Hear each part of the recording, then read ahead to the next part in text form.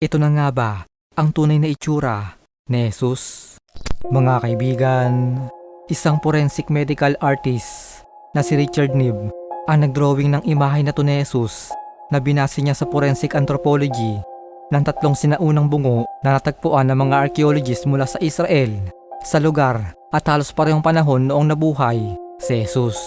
Ayon sa research na ginawa ng kanyang grupo, ay ang tunay daw na itsura ni Jesus ay ganito, kung saan siya ay medyo maitim, may bigote at balbas at maikli lamang ang buhok. Naniniwala siya na maikli lamang ang buhok ni Jesus dahil ayon mismo kay Apostol Pablo, ang pagkakaroon daw ng mahabang buhok ng isang lalaki noong mga panahong yun ay isang kabastusan.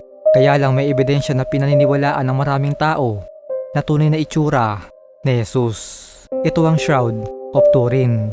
Sinasabi na ito ang telang ginamit upang ibalot sa katawan ni Jesus pagkatapos ng crucifixion, at makikita sa imahe ni Jesus na siya ay may mahabang buhok at mali ang scientist sa kanilang pag-aaral.